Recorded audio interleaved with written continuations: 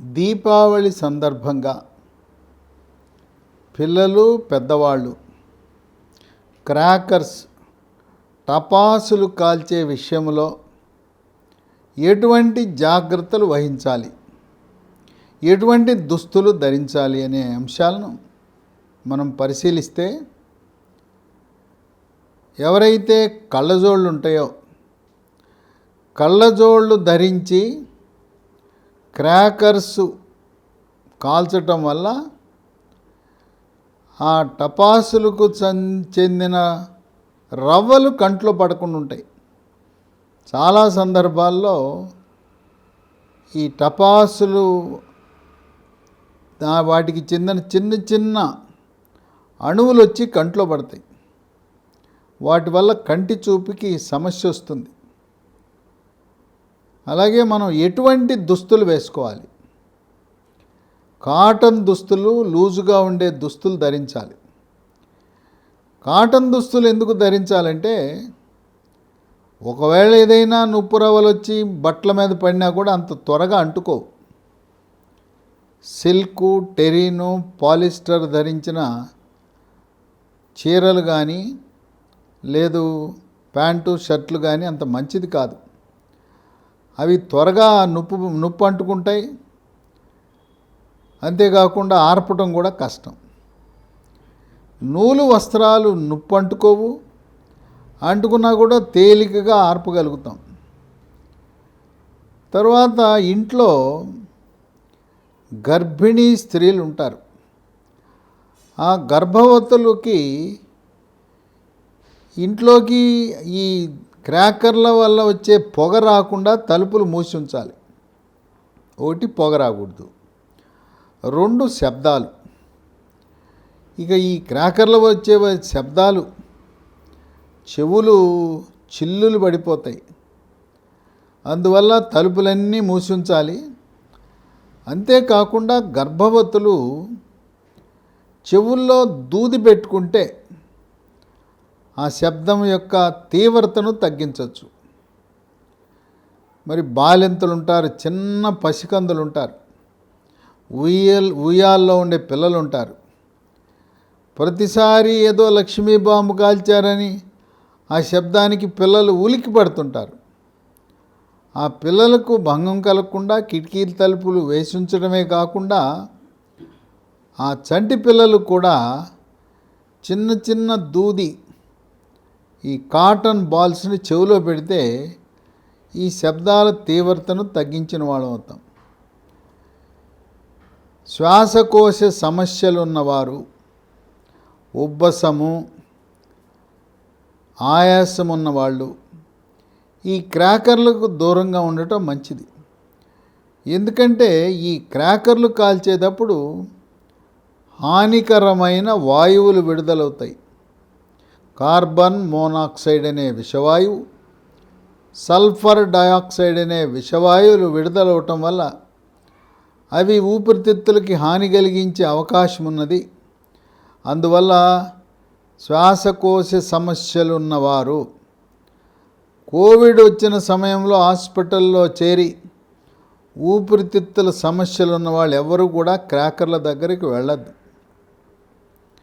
ఇంకొకటి, మనం ఎలా అయితే కళ్ళజోళ్ళు పెట్టుకుని కళ్ళను రక్షించుకుంటున్నామో, ఈ క్రాకర్ల వల్ల వచ్చే విషవాయువులు పీల్చకుండా మన ఇంట్లో కోవిడ్ సమయంలో వాడిన మాస్కులు ఉంటాయి. మాస్కు ధరించటము ద్వారా ఈ విషవాయువులు శ్వాసకోశంలోకి వెళ్లకుండా మనం కాపాడుకోవచ్చు. అట్లాగే ఈ క్రాకర్లు కాల్చే దగ్గరలో నీళ్ళు బకెట్లతో నీళ్ళు పెట్టుకోండి. వాటికంటే కూడా బకెట్లో ఇసుక నింపిన 3-4 బకెట్లు, 3-4 బకెట్ల నీళ్ళు, వీటితో పాటు కంబళి, రగ్గు. ఎవరికైనా మనిషికి నొప్పి అంటుకున్నప్పుడు ఇసుక పోయటము, నీళ్లు పోయటం కంటే కూడా వాళ్ళపై కంబళి కప్పేస్తే, కంబళి కప్పటము ద్వారా త్వరగా నొప్పును ఆర్పేసేయచ్చు. దానికి సిద్ధపడి ఉండాలి. చిన్నపిల్లలు ఈ క్రాకర్లు కాల్చేటప్పుడు, టపాసులు కాల్చేటప్పుడు తప్పనిసరిగా తల్లి కానీ తండ్రి కానీ ఉండి దగ్గర ఉండి పెద్దల పర్యవేక్షణలో మాత్రమే పిల్లలు టపాసులు కాల్వాలి. ఈ టపాకాయలు, క్రాకర్లు రోడ్ల మీద బైకులు వెళ్తుంటారు, నడిచి వెళ్తుంటారు, వాహనాలు వెళ్తుంటాయి. అక్కడ కాల్చడం సమంజసం కాదు. మన ఇంటి సమీపంలో ఉండే బహిరంగ ప్రదేశాలు, ప్లే గ్రౌండ్లు, పార్కులు, జనసంచారము లేని ప్రదేశాలకు వెళ్ళి క్రాకర్లు కాల్చుకోవటం అనేది మంచి పని. చాలామంది రోడ్డు మీద కాలుస్తుంటారు. అది మాత్రం ప్రజలకు అసౌకర్యం కలుగుతుంది. కొన్ని సందర్భాల్లో మనము వాటికి నిప్పంటించినా కూడా వెంటనే కాలవు, వెంటనే పేలవు. అదేంటో కొన్ని కంపెనీల క్రాకర్లు నిప్పంటించిన తర్వాత 10 నిమిషాలకు పేలుతాయి. ఆ సమయంలో అక్కడ బైకో కారో వెళ్తున్నప్పుడు వాళ్ళకి తీవ్రమైన ఇబ్బందులు కలిగే అవకాశం ఉన్నది. క్రాకర్లు పిల్లలకి దూరంగా ఉంచాలి. తర్వాత క్రాకర్లు కాల్చిన తరువాత చేతులకు కొన్ని రసాయనాలు చేతులకు అంటుతాయి, గోళ్ళ సందుల్లోకి వెళ్తుంది. కనుక పిల్లలు, పెద్దవాళ్ళు కూడా క్రాకర్లు కాల్చటం ప్రక్రియ పూర్తయిన తర్వాత సబ్బుతో శుభ్రంగా చేతులు కడుక్కోవాలి.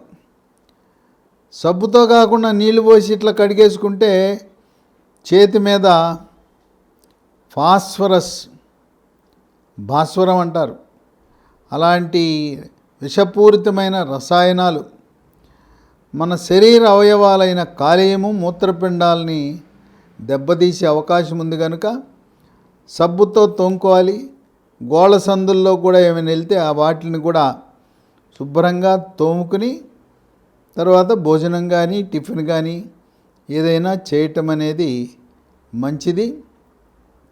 వృద్ధులు కూడా ఇంట్లో ఉండి తలుపులు మూసేసుకుని ఈ క్రాకర్ల శబ్దాలను తీవ్రతను తగ్గించుకోవటానికి 2 చెవుల్లో కూడా దూది పెట్టుకుంటే కాటన్ బాల్స్ పెట్టుకోవటం ద్వారా కొంతవరకు ఈ శబ్దాలను మనం దూరం చేసుకున్న వాళ్ళం అవుతాం. అలాగే ఈ భూచక్రాలు, విష్ణు చక్రాలు, కాకర పువ్వొత్తులు ఇవన్నీ వెలిగించినప్పుడు సన్నటి రజన వస్తుంది. ఆ సన్నటి రజను కళ్ళల్లో పడకుండా జాగ్రత్త వహించండి. తరువాత కొన్ని కాకర పువ్వొత్తులు లాంటి వాటికి దాంట్లో ఒక తీగ ఉంటుంది. ఆ తీగ అది కాలిపోయిన తర్వాత కింద వేస్తే ఎవరైనా చెప్పులు లేకుండా వెళ్తే వాళ్ళ కాళ్ళు కాలుతాయి. కనుక దీపావళి సమయంలో ఎవరు బయటకు వెళ్ళినా చెప్పులు లేకుండా వెళ్ళద్దు. రోడ్డు మీద ఇట్లాంటి కాలిన తీగలు ఉంటాయి, ఆ తీగలు కూడా గుచ్చుకునే అవకాశం ఉంది. ఇంకోటి ఏంటంటే మన కాళ్ళ మీద ఈ టపాసులకు సంబంధించిన ఈ నుప్పు రవ్వలు పడకుండా సాక్స్ వేసుకుని, షూ వేసుకోవటం, బూట్లు వేసుకుని సాక్స్ వేసుకోవటం వల్ల కాళ్లకు సంపూర్ణ రక్షణ ఉంటుంది. స్త్రీలు చీరలు కట్టుకోవడం కంటే కూడా పంజాబీ డ్రెస్ వేసుకుంటే ఈ క్రాకర్లు కాల్చడానికి చాలా సుఖ సౌకర్యంగా ఉంటుంది. చీరల వల్ల కొంచెం ఇబ్బంది ఎదుర్కొనే అవకాశం ఉంది. ఈ విధంగా దీపావళి సందర్భంగా మనం పర్యావరణాన్ని కూడా కాపాడవలసిన అవసరం ఉంది. ఈ దీపావళి వల్ల పర్యావరణ కాలుష్యం ఢిల్లీ నగరంలో ఇప్పటికే ఢిల్లీ చుట్టుపక్కల ఉండే రాష్ట్రాలు హర్యానా, పంజాబ్, ఉత్తరప్రదేశ్ ఈ రాష్ట్రాల్లో ఉండే రైతులు వ్యవసాయ వ్యర్థాలను పొలాలలో తగలబెట్టడం ద్వారా అక్కడ ఢిల్లీ అంతా కూడా కాలుష్యమయమైంది. అక్కడ ఢిల్లీ వాసులు చాలా ఇబ్బంది పడుతున్నారు. అందువల్ల ఢిల్లీ నగరంలో దీపావళి క్రాకర్స్ కాల్చడం నిషేధించారు. కనుక దీపావళిని జనసమూహాల మధ్యలో ఈ క్రాకర్స్ కాల్చటం వల్ల ఈ గాలి కాలుష్యమయ్యే అవకాశం ఉంది. ఆ పీల్చినప్పుడు దాంట్లో కార్బన్ మోనాక్సైడ్, సల్ఫర్ డయాక్సైడ్ ఉండి మనకు హాని కలిగిస్తాయి. అట్లాగే అగ్గిపెట్టితో ఏదైనా అంటించే కంటే కూడా అగరవత్తి కానీ, అగరవత్తికి నుప్పు అంటించి కొంచెం దూరంగా అంటించాలి. అట్లాగే కాకర పువ్వొత్తిని వెలిగించి దాని నుంచి అంటించాలి. కొన్ని సందర్భాల్లో మనం ఆ టపాస్ అంటించిన తర్వాత అది వెలగదు, పేలదు. వెలగలేదు, పేలలేదని వెళ్ళి దాన్ని చేత్తో పట్టుకుని ఏం జరుగుతుందో చూస్తే చేతిలో పేలే అవకాశం ఉంది. అందువల్ల ఈ దీపావళి సమయంలో కంటి సమస్యలు, కంట్లోకి ఈ రవ్వలు పట్టడం, కంట్లోకి రవ్వలు పడినప్పుడు వెంటనే కంటి డాక్టర్ని సంప్రదించండి. ప్రభుత్వ జనరల్ హాస్పిటల్కి వెళ్తే అక్కడ 24 గంటలు కంటి డాక్టర్ ఉంటారు, వారు చూస్తారు. ఎక్కడైతే ప్రభుత్వ కంటి హాస్పిటల్ ఉన్నాయో అక్కడ 24 గంటలు సేవలు ఉంటాయి. సొంత వైద్యం చేయొద్దు, వెంటనే కంటి డాక్టర్ని సంప్రదించండి. ఒంటి మీద గాయాలైనప్పుడు వాటికి టీటీ ఇంజెక్షన్ వేసుకోవాల్సిన అవసరం ఉంది. ఒళ్ళు కాలినప్పుడు సమీపంలో ఉండే ప్రైవేటు, గవర్నమెంట్ డాక్టర్ను కూడా సంప్రదించవలసిన అవసరం ఎంతైనా ఉంటుంది. అందువల్ల దీపావళి ఆనందాన్ని పంచి ఇవ్వాలి, మనకి సంతోషాన్ని ఇవ్వాలి. విషాదము నింపకుండా కొన్ని జాగ్రత్తలు తీసుకుంటూ రాత్రి 10 గంటల తర్వాత క్రాకర్లు, టపాసులు కాల్చటం అంత మంచి పని కాదు. ఎందుకంటే చాలామంది 10 గంటలకి గర్భవతులు, బాలింతలు, పసికందులు, వృద్ధులు పడుకునే సమయం.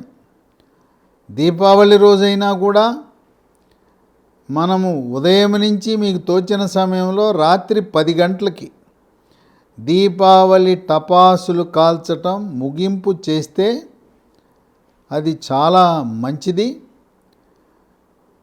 కనుక ఈ కనీస జాగ్రత్తలు పాటించి దీపావళిని సుఖ సంతోషాలతో ఆనందంగా